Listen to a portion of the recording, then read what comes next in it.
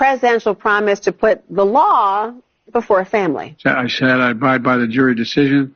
I will do that, and I will not pardon him. Letting the world know that he will not wipe away the decision of 12 of his son's peers. Was asked directly, and he has said he wouldn't pardon his son if he gets convicted. Let's wait to see what happens if he loses. Yeah, but he said it. He's going to get pardoned by his dad. There's no question about that. The president has ruled out pardoning his son. Major commitment from the president, accepting the outcome of the trial and also pledging not to pardon his son. So the challenge for him is really to continue to live up to his values when it was really personal, and he did that today. It seems like a pretty normal, straightforward answer, but it takes new weight when we see what Trump is saying about the outcome of his trial, what we're hearing from other Republicans who say they don't accept the jury's verdict here in New York. The contrast is profound. To sit there and say, well, I'm not going to intervene in the legal process, and I wouldn't pardon my son. One side, Democrats and Joe Biden protecting the justice system.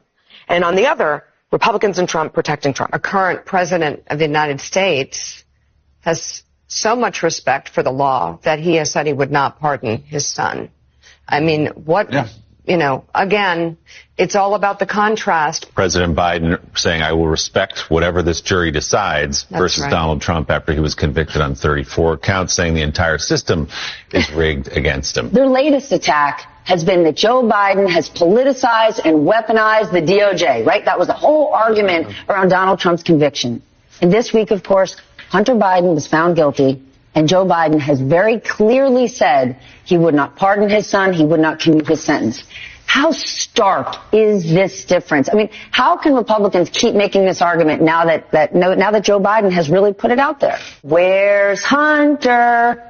And he stood there in a courtroom, flanked by his family, and he's accepted his sentence. He is not pardoning his son, which he could do. These are federal charges. Right. He is not doing that. He is not doing it because he is living what it means to have a rule of law in this country. Yeah. And if you want to know if he believes it, you could actually see what is happening with his own son. The president, Anderson, has been really clear that he is going to accept the outcome of the trial no matter what happens. So Joe Biden's gotten asked about, talking about law and order. He's gotten asked if he would pardon his son. He has said no. On the other side, you've got Donald Trump, who has said that he will pardon the January 6th insurrectionists. Yeah. They're not even his sons. They're just sons of bitches. Washington said, I am not running again, because he understood the self-restraint was absolutely essential to this country, so you don't have a king. He did not pardon his son. He did not order the Department of Justice to say, don't prosecute my son. So impressive. Could have ordered the Justice Department to halt the prosecution of Hunter Biden, according to this court. Everyone understands he's a decent man. I think Joe Biden has a chance here to stand up for the rule of law, to say the law is the law, no matter who it is, no matter if it's Trump or Biden. And remember, part of Trumpism's dangerousness is that it tears down institutions, important institutions of our democracy.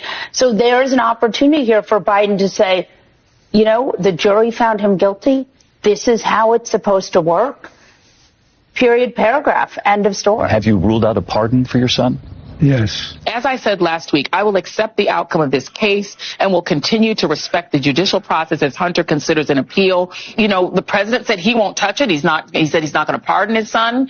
And it seems that Merrick Garland let it go through. How can the Justice Department be weaponized against Trump when all of that is happening? But Democrats stand for the rule of law. Remember, law and order. And we've been saying that Trump's not above the law. Hunter Biden's not above the law. No one is above the law.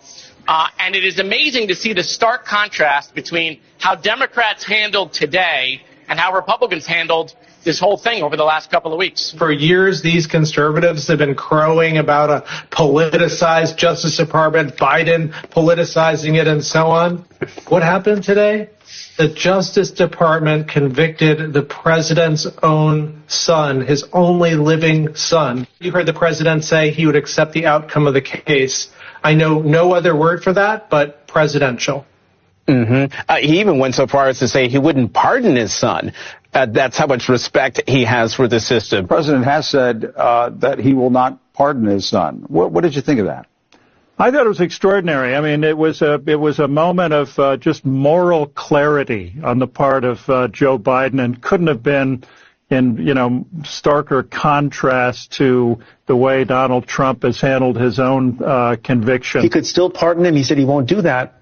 All of that conduct, given that it's his son, is kind of, we should pause for a moment and think about how unbelievable that is. In a million years, if the shoe were on the other foot and Donald Trump was facing the prospect of his son being prosecuted by a Biden, if I had been held over, a Biden holdover or Obama holdover prosecutor, not in a million years would that have happened. So, some of the people on the right, the people who support Donald Trump, are trying to cast this as some clever ops program. Yeah. Hunter Biden was found guilty by a jury of his peers, just like Donald Trump, because this is our justice system at work. The divide here is stunning, and it's a great reminder that one political party remains committed to the rule of law and the other doesn't. Joe Biden has already proven he's willing to stand up for the rule of law in a way that we could all never imagine Donald Trump to do. Pretty emphatic over the last few days that he does not plan to pardon or commute his son. What that really is him saying is, I don't plan to use the powers of the office, the powers of the presidency, to provide private relief for my family. In a sense, he's staking out a pretty bright line between being, as he says, a president and a dad. And that's not just an emotional expression. He's, in effect, saying, I don't think that I don't have a right, even if it's legal, and God knows it must be tempting, to use this power in a way that is not available to so many other Americans facing similar kinds of struggles. There's a kind of old school sort of flinty core to his conception of how you are to be in the system, how you are to be as a person, a moral person, and ultimately how to contend with questions of power. One of the things that anybody who spends time around Joe Biden comes to know is that he's had this long-running focus on how much he is bothered by abuses of power. Will accept the verdict no matter what it is, and that he has ruled out pardoning his own son. Contrast that from what we hear from Donald Trump. And again, we have to underline, in no uncertain terms, President Biden saying, I will accept the outcome. I will accept what the jury decides here. That's the way our legal system works. And no, I will not pardon my own son if he is convicted. And the contrast is so clear in terms of decency and principle and transactional guidance in terms of how you view the world. It is still a good day for the United States that this conviction is a prime example of the way our judicial system is supposed to work. Even President Biden saying in a statement that he would respect the outcome of this case. Those words so completely contrast with what his opponent, now a convicted felon himself, continues to say about the U.S. courts. The contrast to how Trump has behaved, how Trump has treated the rule of law, this was a good day for the system, good day for sort of America as an example of how the rule of law should work. President Biden told David Muir that he would absolutely accept the verdict, whatever it was, and that he would not pardon his son, regardless. And today he said the same thing in a statement. Meanwhile, Donald Trump comes out and calls the justice system completely unfair. What do you think of that contrast? There's the contrast of two different men. Here is Joe Biden, who has lost a son who served honorably in the armed forces, who now has basically said, I will sacrifice my surviving son's future. I will allow him to serve a prison term